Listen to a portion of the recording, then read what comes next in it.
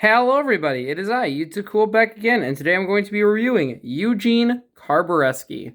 Number 36, he is the Tank Coat Racer. Eugene is a very exciting item for me because he's one of the last Piston Cup racers I need. And I heard he was one of the rarer cars of this year, but, I ended up finding him.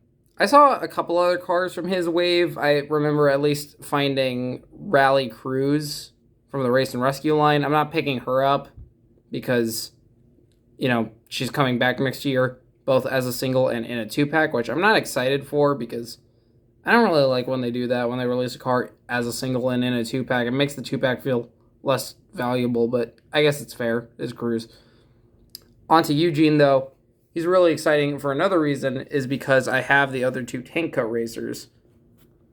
Meaning now I have the entire racer lineage. All I need is his Pity GRE drive chain, and that's all I need to complete the set. Over here on the back, we can see other cars from this year.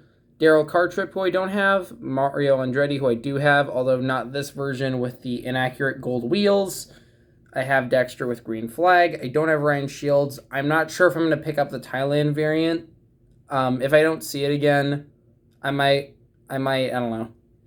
I have been wanting a certain other version of Ryan Shields that was produced a while ago, so we'll see. Hikaru Sarge, who I never saw, and Lady McQueen with Shovel, who I've had since 2017. One of my oldest cars. Copyright 2021, because the Carbereski style debuted in 2022. See, we got the copyright info, and there is the barcode in case you want to scan it, just in case. I believe all the singles use the same barcode. I want to take a moment to appreciate this artwork. This is one of the nicer Cars 1 Racer card arts. His eyes do look a little strange, but everything else about it looks pretty cool. I really like his shape. I feel like on this car specifically, you can really tell that the mouth is supposed to be on the bumper. A lot of these model racers don't have the bumper split. You can see over here it's just embedded on the bottom of the bumper. Never corrected it. Probably won't in 2026. All the racers seem to just be using the molds they've had since 2006. Whatever. It's fine, I guess. Anyways, let's get this guy out of the box. A really funny thing about Eugene Carbereski is that back in 2021, Red Meeker was released in a 2-pack with Bobby Swift, I believe, and he was actually accidentally referred to as Eugene. Eugene would not receive a Thailand variant until now in 2025, so that's really funny to think about.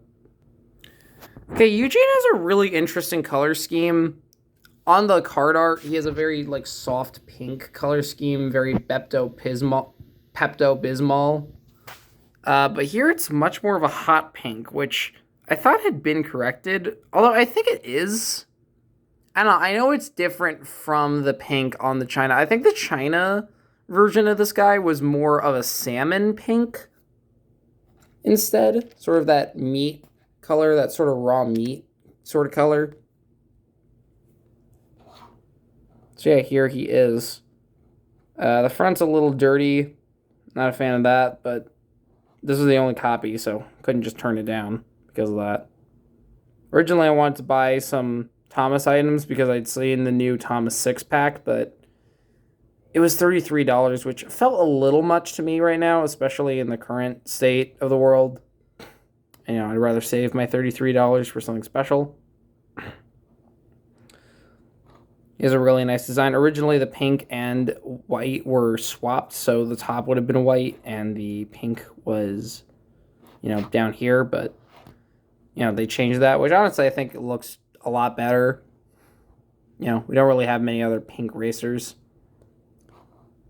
He has a nice grille, the big 36. It's not entirely accurate as well. As you can see here, the 36 goes a little bit up off of the headlight decal here. Here it's just fully contained within the headlight. Very minor error. Just pointing out the differences between the movie and the diecast here.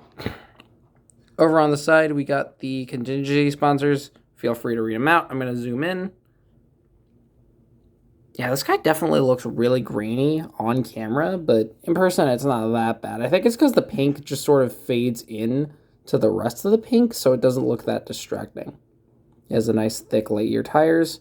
Lightyear tech seems to be different from other similar models of his that I own. I'll compare them in a little bit.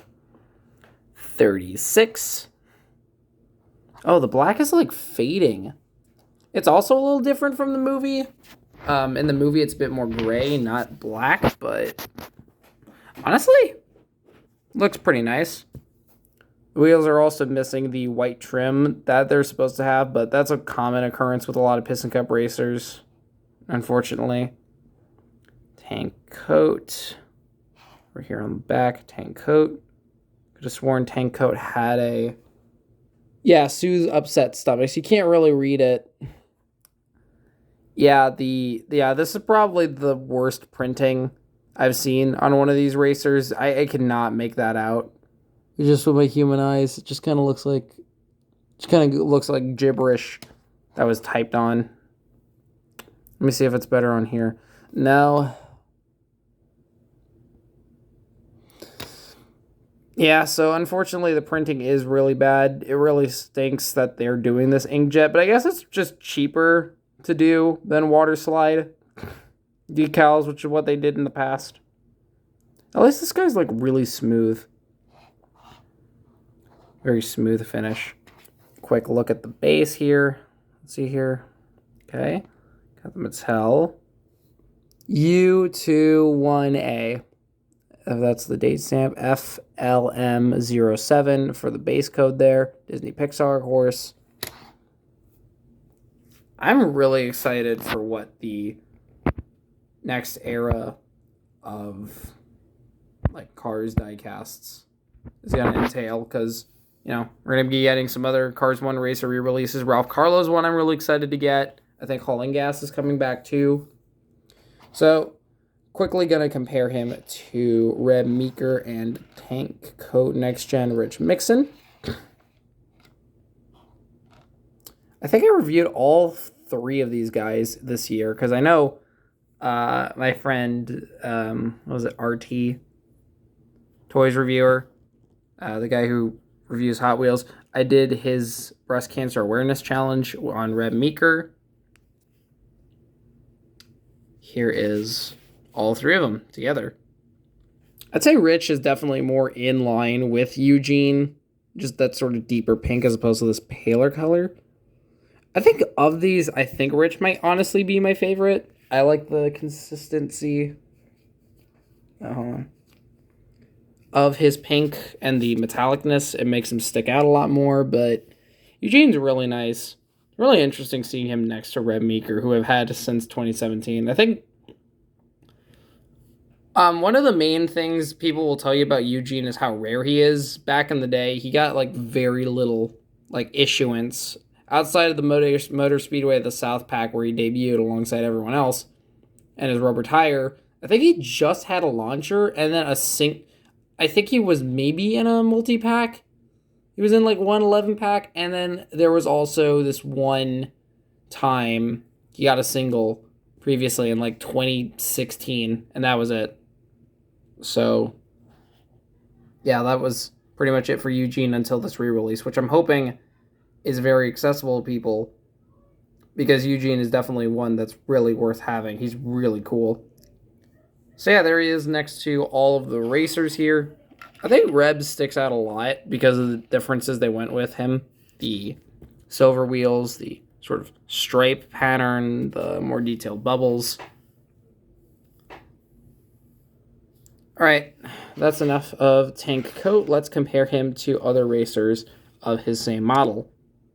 Alright, time to compare Eugene to his rainbow of other like-minded models. Like-bodied, I guess. Start off with my only 2 China ones. Let's start with Greg, the second rarest. Just in general, of course, we're not including Dale Jr. or the Apple Car, who obviously are the rarest. Although Dale is coming back with a brand new metallic variant, so...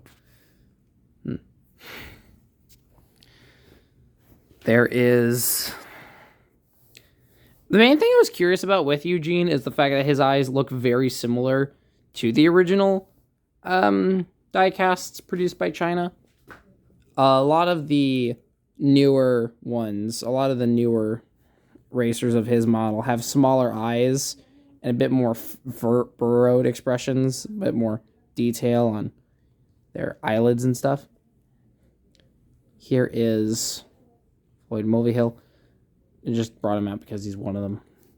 Here's Lenticular Claude Scruggs. I was tempted to get the new Claude Scruggs because apparently he's different from the 2021, but I ended up just not doing it. I just personally, I've grown to attach to this lenticular one to really consider that as an option. But yeah, you can sort of see the difference in the eyes. It'd be really funny if someone made like a custom, like accurate tank coat racer using lenticular Claude Scruggs.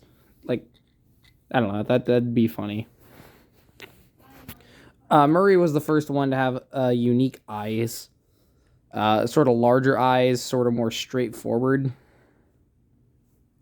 Mine's still rocking that fixed front after his weird damage to him. Misty continues the sort of smaller eyes. I'd say their expressions are probably very similar. I think it's the lack of shading. I think the shading is just way less detailed on this one than some of the other racers. Like even James Clean Air has the sort of detailed shading. This one doesn't really have it as much, so. And finally, the only other car of his model out this year, besides Claude Scruggs and Floyd Mulvihill, I meant to say because this one also debuted. Ernie Gearson also debuted with this new variant. I like that all three of the racers from this year have been updated, like, in some way. Like, they're different from their original counterparts. They're not just the exact same. There's differences that are major enough to warrant getting them as separate, even if you have the originals, which, of course, I didn't. Otherwise, I probably wouldn't have got them. But, like, I think you could have gotten away with having this Ernie and the original Ernie because they're just so different. But yeah, as you can see, his eyes are completely different. He has very flat bottom eyelids. But the eyes are relatively the same size. I'm going to quickly compare the tires because on Ernie here, the light year tax is really massive compared to this guy. Let's see. What car has small light year tax? I want to say, yeah, the wheels on him are more similar to Murray or even Floyd Mulvihill in terms of size, instead of Ernie here, who has really massive light year tire texts. I think I prefer this one just because it fits the proportions better. This one looks kind of goofy. Just a little silly. But yeah, that's all I have to say about Eugene Carbereski. Definitely a really interesting item. I'm really happy to have him. I'm hoping to complete the Cars 1 Racer soon. I think I just need like 9 or so more. I think I have every single, like, correct me if I'm wrong here, but I'm pretty sure I have every single version of this model. I can't remember anyone that I'm missing. Everyone here looks to be an item. I don't know. Everyone here looks to be the Leakless model. I can't recall any non-Leakless. I can't recall what other Leakless models I'm missing, unless. Okay, let me think. No, I think this is every Leakless model. I'll check later, but anyways, this has been a review on Eugene Carbereski. I hope you all enjoyed, and I shall see you all around. Bye-bye.